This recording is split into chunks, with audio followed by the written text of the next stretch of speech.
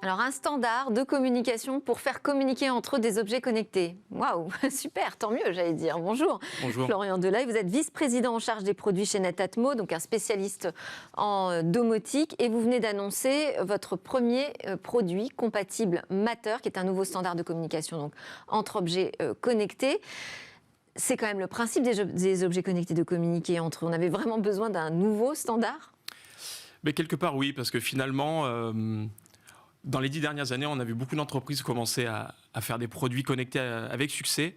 Et donc, on avait une application mobile et un compte utilisateur pour son thermostat, une application mobile pour sa caméra, une application mobile pour ses ampoules.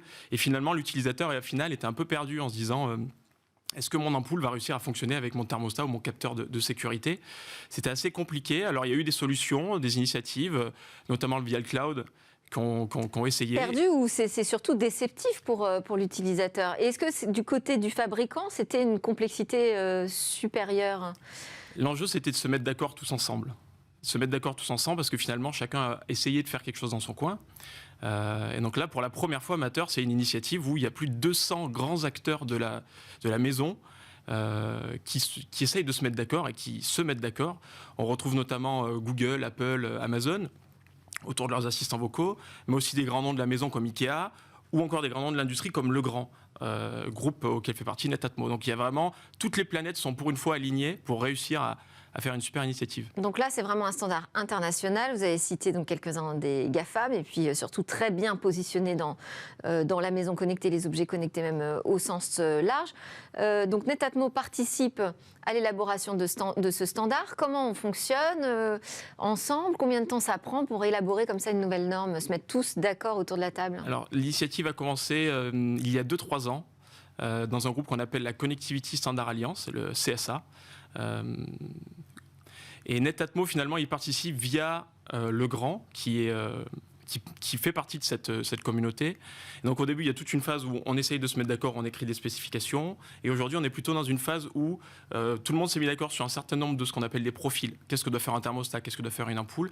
Et maintenant, on est à la période des tests. Donc, on arrive tous avec nos produits.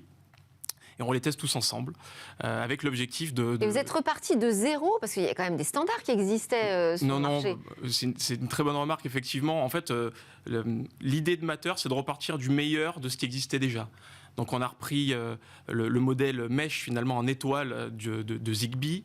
On a repris la sécurité d'HomeKit. On a repris... HomeKit d'Apple. HomeKit d'Apple, tout à fait. On a repris les concepts du Wi-Fi. Donc, Matter se base sur les technologies IP, Wi-Fi, Ethernet et le fameux thread dont tout le monde parle et qui est en fait une déclinaison, qui est un nouveau sans fil pour la maison qui arrive et qui est d'ores et déjà présent dans les assistants vocaux. Et donc là, vous sortez un premier produit. Ça veut dire que donc vous êtes en phase de test. Concrètement, vous devez modifier l'ensemble de votre gamme. Comment ça va se passer pour les gens qui ont déjà des produits de chez vous, en l'occurrence de Netatmo à la maison ? Est-ce qu'ils vont fonctionner avec les nouveaux qui seront sous le standard Matter ? Enfin, comment ça va s'organiser ? Ça peut être compliqué, la phase de transition ? Alors, tout d'abord, ce qu'il faut savoir, c'est que Matter l'utilisateur, quand il cherche un objet, il va vouloir que son objet soit utilisable dans son écosystème, que ce soit l'assistant Google, Apple ou Amazon. Ça, les objets Netatmo, les objets Legrand le sont déjà. Donc finalement, il ne va pas y avoir de discontinuité. Les objets continueront de fonctionner comme ils fonctionnaient aujourd'hui. Et il y a un autre aspect, ce qu'on appelle la notion de relais. C'est-à-dire qu'un produit, s'il est connecté à un Wi-Fi, il va pouvoir derrière parler Matter. Donc il va y avoir effectivement une transition, mais sans perte de fonctionnalité pour nos utilisateurs. Et qu'est-ce qu'il va pouvoir faire de plus ou de mieux, alors, cet objet connecté ? Enfin, si on précise quand même le premier produit Matter chez Netatmo, c'est un capteur de sécurité intelligent. Est-ce que ça va le rendre plus intelligent ? Est-ce qu'il va avoir de nouvelles fonctionnalités ? Qu'est-ce que ça change ? C'est une très bonne question. Matter, c'est d'abord... Il faut comprendre que c'est uniquement pour le contrôle local de ces objets. Ouais. Donc ça ne couvre pas tous les usages de la maison connectée, comme par exemple l'accès distant. Si je veux éteindre mes lumières quand je ne suis pas chez moi, ce scénario ne fait pas partie du protocole Matter. Donc finalement, Matter, ce que ça va apporter, et notamment avec ce capteur de sécurité, c'est de la simplicité d'installation. C'est-à-dire qu'un utilisateur qui aura acheté ses ampoules d'une marque haute, type Philips, les Philips Hue, va pouvoir très facilement lier le capteur Netatmo à ses ampoules Hue, pour justement éteindre la lumière quand une pièce est vide, par exemple.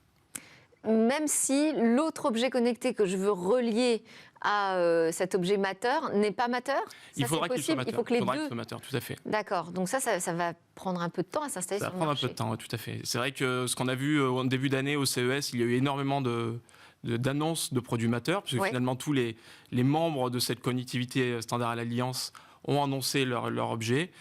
Mais c'est vrai que c'est un nouveau standard en cours de définition. Il n'y a par exemple pas tous les produits, il n'y a pas de caméra. Donc on va avoir besoin de quelques années pour assurer la transition de tout l'écosystème. Et alors la pièce maîtresse, j'allais dire, des objets connectés à la maison aujourd'hui, c'est quand même l'assistant vocal. Pour lui, est-ce que ça va changer des choses ?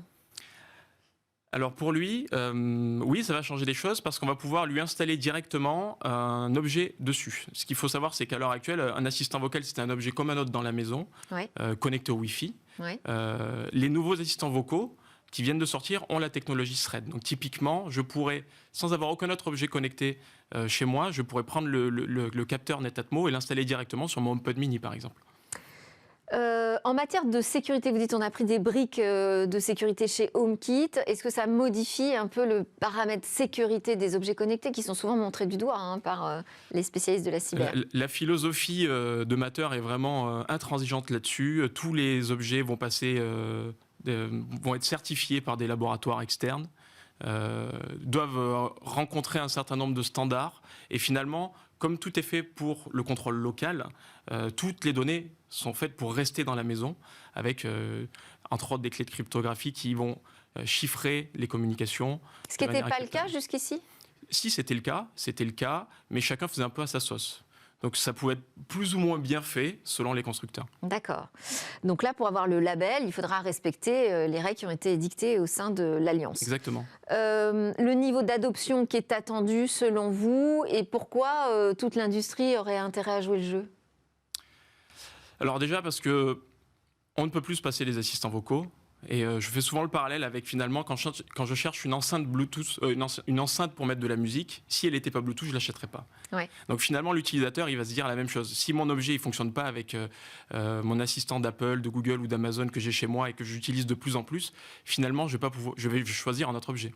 Ouais, et donc d'avoir Amazon, Apple, Google dans cette alliance, ça, c'est un vrai plus pour le niveau d'adoption. Pour le niveau d'adoption, pour la simplicité. Et finalement, on a tous dans notre poche un produit de ces entreprises qui va nous permettre finalement d'être une espèce de télécommande universelle. Maintenant, on pourra très bien avoir un réseau Matter uniquement Netatmo si on décide de ne pas avoir des outils du GAFA chez soi. C'est tout à fait possible. Et alors, est-ce que ça engage des coûts supplémentaires ? J'irais au contraire. Bon, évidemment, il faut qu'on monte en compétence sur la technologie, mais ça, je pense qu'on est une entreprise d'ingénieurs et tout le monde aime ça. Je pense aujourd'hui que pour Netatmo, ça va réduire le coût parce que jusqu'alors, il fallait qu'on fasse le développement pour s'intégrer avec HomeKit, avec Google et avec Amazon pour pouvoir justement donner le service à nos utilisateurs. Cette fois-ci, on va juste faire le travail pour être Matter et on sera de facto compatible avec ces trois écosystèmes. Donc je pense que ça va nous permettre de développer des produits plus vite. Et pour l'utilisateur, non, il n'y aura pas de surcoût. Ni de baisse de prix alors ? Ça ne va rien changer ? On verra. On verra. Bon, très bien. Merci beaucoup Florian Deleuil, donc vice-président en charge des produits chez Netatmo, d'être venu nous parler de ce nouveau standard pour les objets connectés à la maison, Matter. Merci. C'est l'heure de notre talk. On va voir comment on devient une licorne française.